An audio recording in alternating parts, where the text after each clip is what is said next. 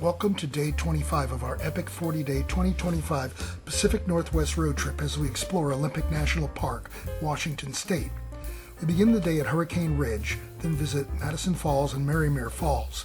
We return to an even foggier Rialto beach before stopping for dinner at the Twilight treaty line. We finish the day relaxing in the hot springs at our resort. Although we spent all our time in the northern half of Olympic National Park, we traveled a total of 205 miles on day 25, illustrating just how large the park is. We first traveled to Hurricane Ridge Road. And we're now heading up to Hurricane Ridge at Olympic National Park. This is the entrance sign for the Olympic National Park, located near the Visitor Center on Hurricane Ridge Road in Port Angeles, Washington. The text beneath the English word welcome reads, Anaju Ayu. It is written in the native Klallam language, which belongs to the traditional caretakers of the Northern Olympic Peninsula. It translates to come enter. When we arrived, the Visitor Center was not yet open, so we continued up the road. We're now on the road heading up to Hurricane Ridge. You can see all the trees reaching for the sky.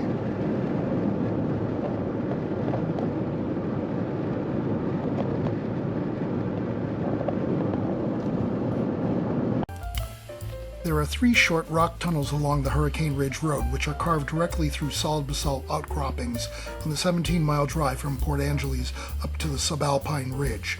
These are historical, narrow-arched rock tunnels engineered to blend directly into the rugged mountain landscape. They're roughly 9 miles past the Heart of the Hills entrance station. Going through the tunnels.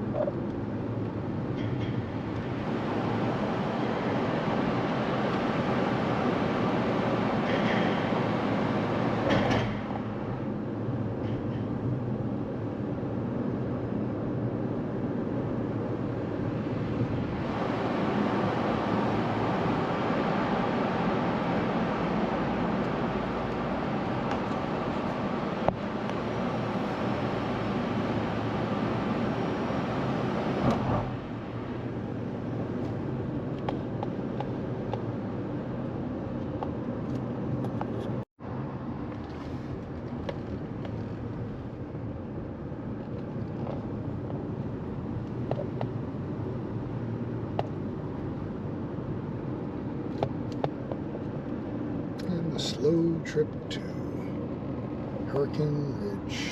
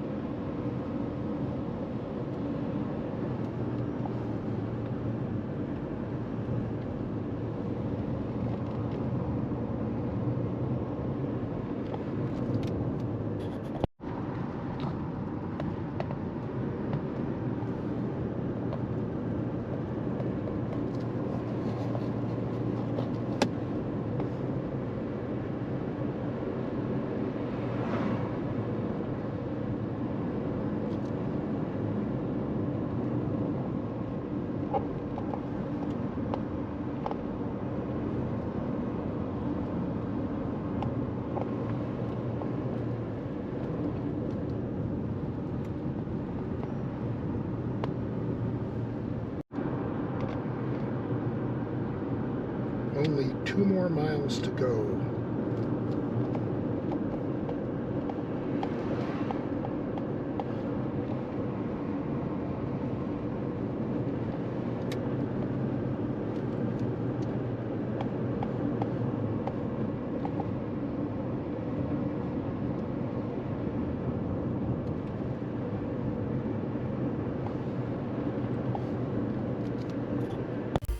We now reach the Hurricane Ridge area.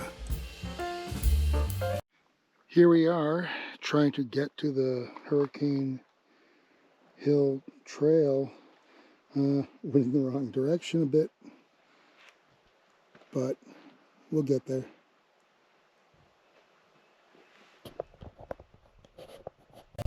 From Hurricane Ridge, we were able to see the mist-enshrouded Bailey Range, a rugged crescent-shaped sub-range which forms the mountainous backbone of Olympic National Park.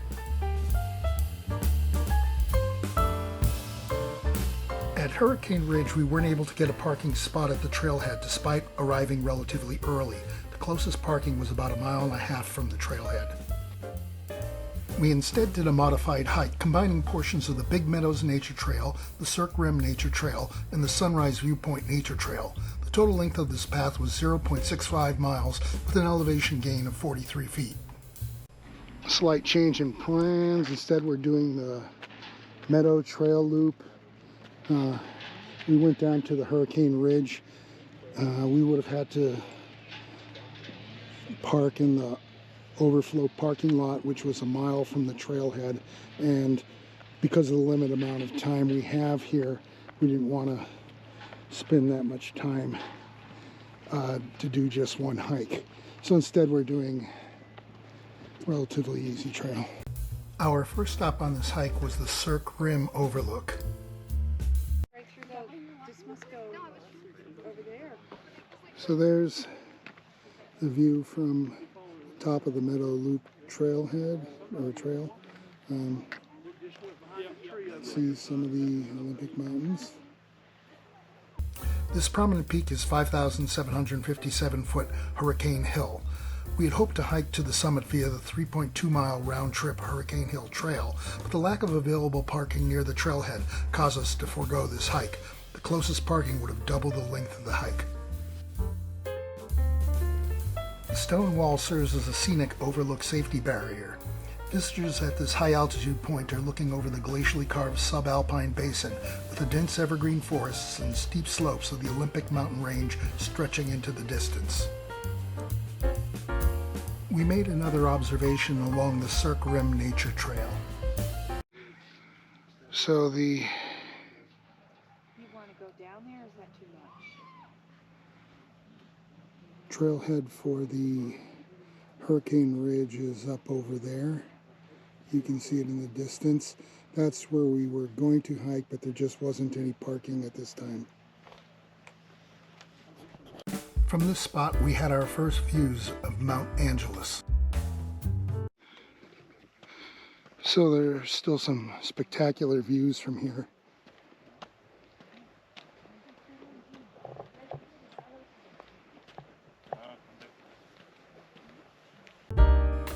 From this high elevation perch, one is treated to views of the rugged multi-peaked outline of Mount Angeles dominating the ridge profile. It is a prominent 6,454-foot mountain peak located just south of Port Angeles. Here we see a sweeping panoramic vista of the subalpine meadows and subalpine fir trees. We continued along the scenic vista.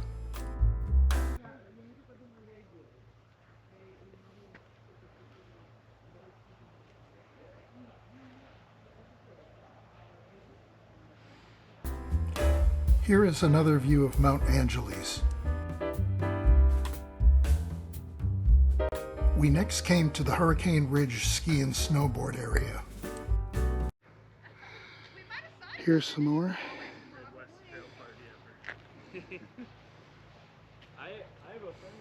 And looks like there used to be a ski trail here, maybe, with a ski lift there. Not sure.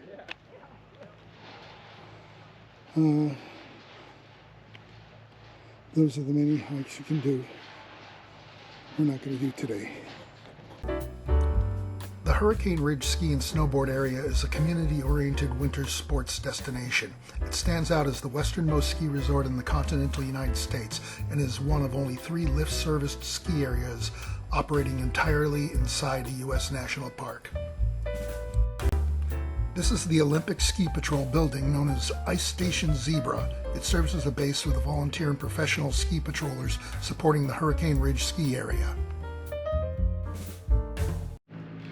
And there's the Ski Patrol Lodge and another one which I imagine is for, and they do open up the ski area here.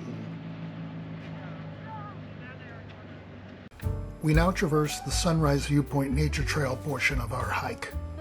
And it's still a little hazy,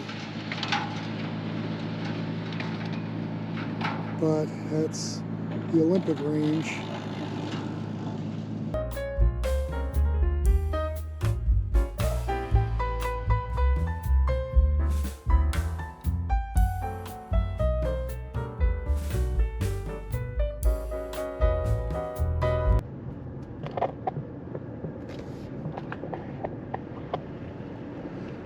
A little bit on the hairy side if you take a look at how steep it is.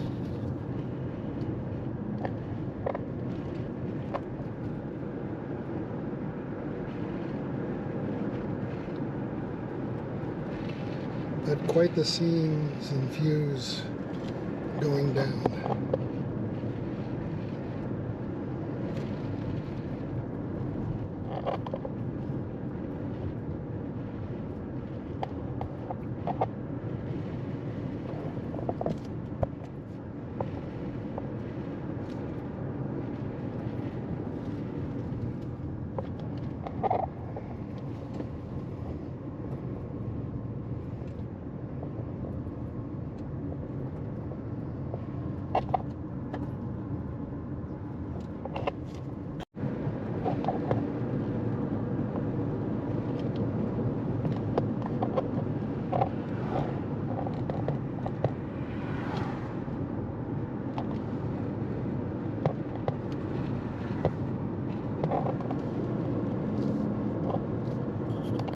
We next made our way to the Elwha Valley to view Madison Falls. And this is the Elwha Valley, part of Olympic National Park. We're headed to Madison Falls.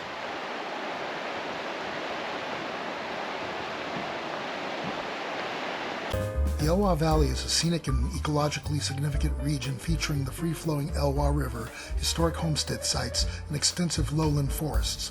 The area is globally famous for hosting one of the largest ecosystem restoration projects in national park history, featuring the removal of 2 massive dams to successfully bring back native salmon populations. The Madison Falls Trail is a short 0.2-mile trail which leads to the falls. A well-known large hollow cedar tree stump attraction is located directly at the Madison Falls trailhead. This image shows the weathered, intricate interior of a giant hollowed-out ancient tree stump. The rotting wood fibers have separated over decades of natural decay, creating a dramatic ring of jagged, vertical wooden spires that resemble a small canyon. Green moss and fallen leaves are nestled among the decaying ridges and gaps at the base. Here's the Madison Falls trailhead. Doesn't appear to be very long. I think it said it's only a 1/10 of a mile to the falls. And it's a pretty easy, peaceful little trail.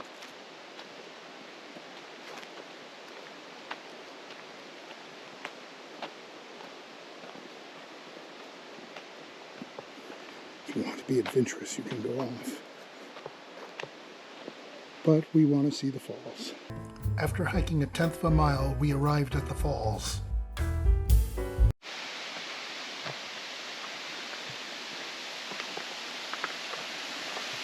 As we go around the corner, here's the falls. Oh, isn't that gorgeous?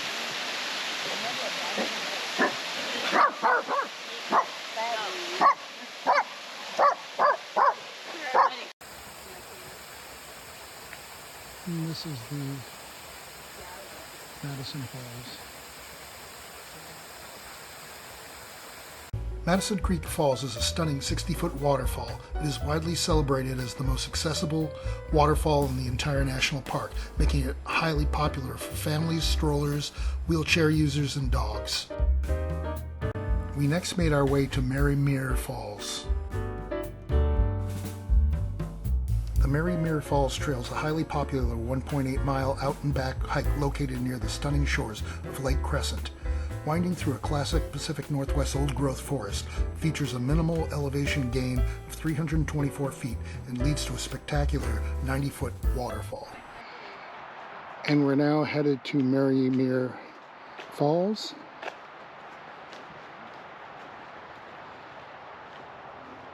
on Lake Crescent. Our first stop was at Lake Crescent.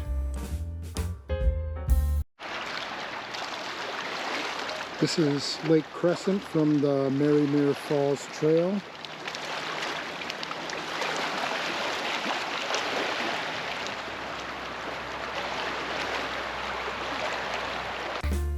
Lake Crescent is a stunning, deep, glacially carved lake located in the northern foothills of the Olympic Mountains. Known for its brilliant, crystal-clear blue waters and massive 624-foot depth, the lake maintains extreme clarity because its low nitrogen levels naturally limit algae growth. It is a premier destination for hiking, paddling, and wildlife viewing, and it serves as a home to two genetically unique isolated fish populations, the crescentii and beardslee trout. We next came to the Marymere Falls Trail Tunnel.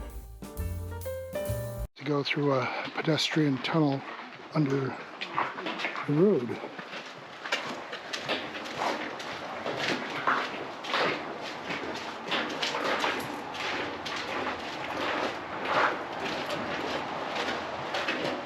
The tunnel is a small, narrow pedestrian underpass designed to take hikers safely under U.S. Highway 101.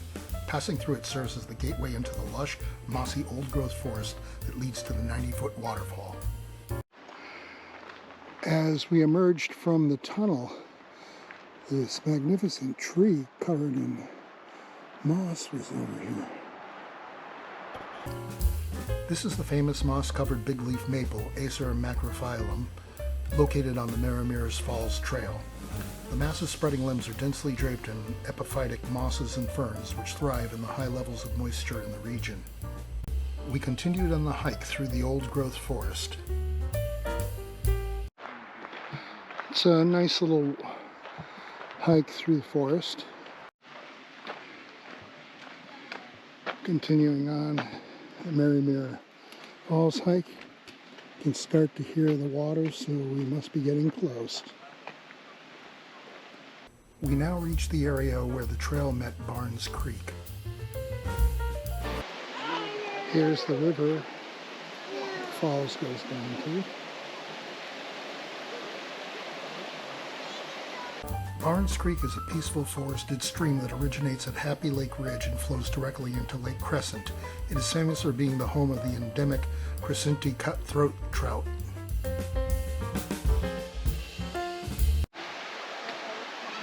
Now crossing one of the bridges.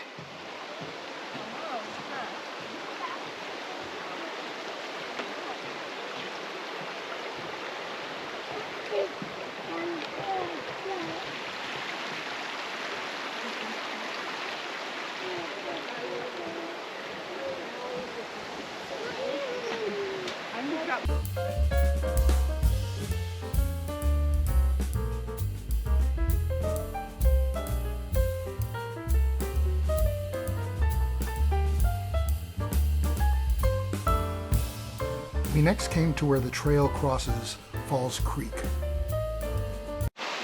Here's an interesting bridge we have to cross.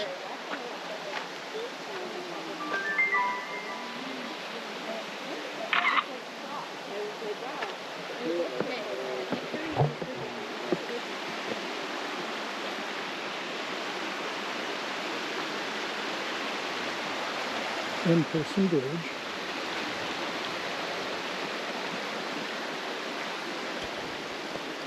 And some steps going up. The narrow bridge over Falls Creek serves as a rustic backcountry footpath requiring hikers to cross single file over the rushing water. We continued on the trail's final approach to the falls. And we're making the climb up to the falls. I think we're just about up ahead. After crossing over Falls Creek, the path narrowed and turned into a short series of steep wooden steps.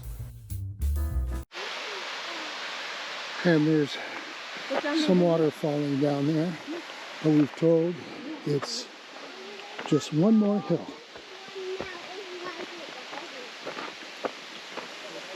Oh yeah, I can see the falls now.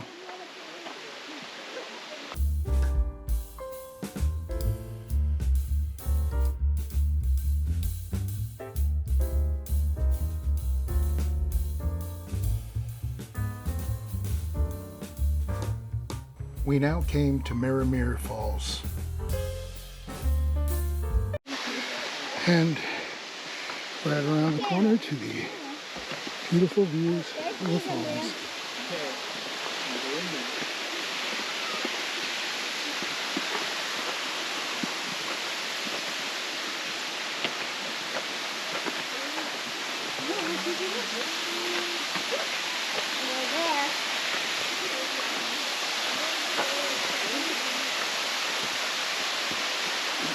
Marymere Falls originates from Falls Creek. Heavy rainfall and snowmelt feed Falls Creek along the slopes of Aurora Ridge. The water funnels through a narrow notch in a high cliff before plunging approximately 90 feet down into a mossy amphitheater. After pulling at the bottom, the water flows directly into Barnes Creek, which then empties into Lake Crescent. The waterfall was named after Mary Alice Barnes, the sister of Charles Barnes, who's an early homestead settler along the shores of Lake Crescent at the mouth of Barnes Creek. Here's the bridge. I'm going to walk across.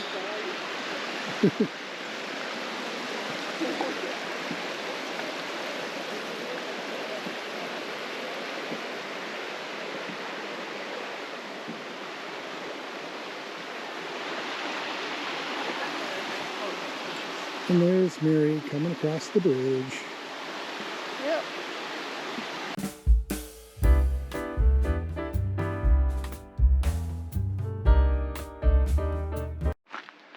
This is the dreaded log in the middle of the trail.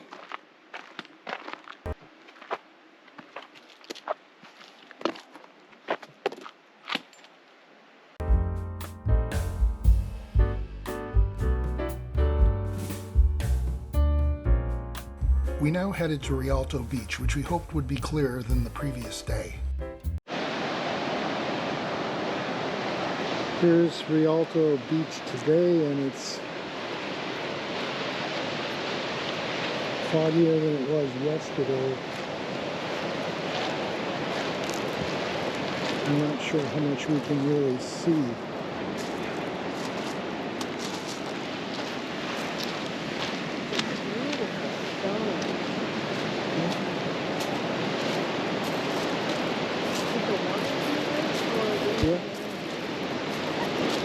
No, the water did it. This is looking towards the iconic sea stacks James Island and Little James Island. The fog had completely enveloped them.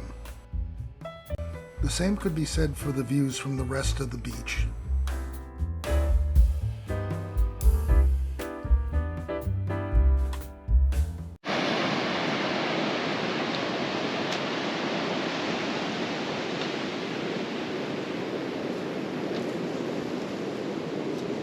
There's pretty much a impenetrable fog out here.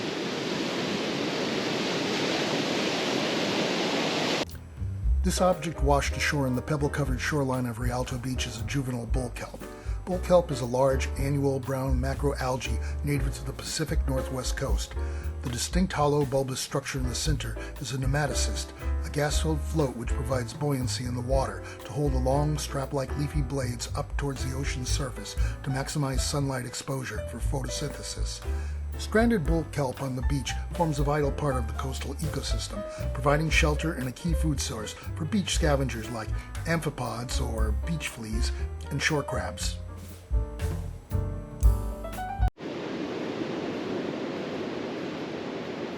I think it's pretty interesting that that kind of looks like an animal there, some sort of cougar or something. And some people have made these nice little stacks of rocks. But we don't think it's worth going a mile to see something in the fog. So we'll head back. This gnarled-weathered root ball and tangled crown is a large piece of coastal driftwood of a dead conifer tree, stripped and bleached by wind, water, and sand. We decided to stop to eat at the Three Rivers Resort Restaurant and Convenience Center. It turned out that this was a Twilight Saga-themed burger restaurant. It is located at the purported treaty line representing the geographical and historical boundary separating the Vampire Cullen family's territory and the shape-shifting wolves of the Quileute Indian Reservation, based on the Twilight series by Stephenie Meyer. There was a life-sized cardboard cut-up of Bella Swan, played by Kristen Stewart, and flanked by Jacob Black, played by Taylor Lautner, and Edward Cullen, played by Robert Pattinson. Framed film memorabilia and posters lined the wood-paneled walls. Apparently, the vampire threat level was high the day we visited. We then made our way back to the Solduck Hot Springs Resort and spent the evening relaxing in the natural mineral hot springs soaking pools.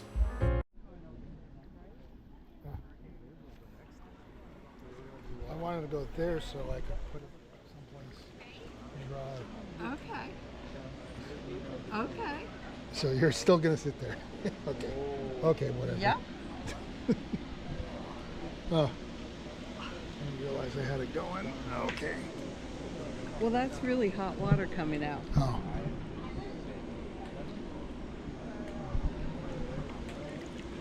I forgot how to...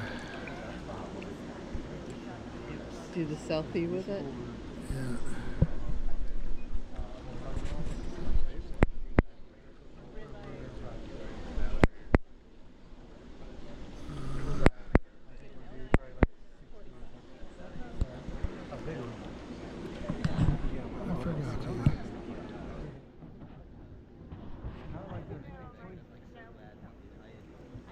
Well, say hello. Hello. I guess this is me. Hello. Hello. This is at Solduck Hot Springs, and we're relaxing in the hot springs after a day of hiking and stuff. I mean, what I'm telling you is that's pure hot water coming out. Mm-hmm. And that might hurt.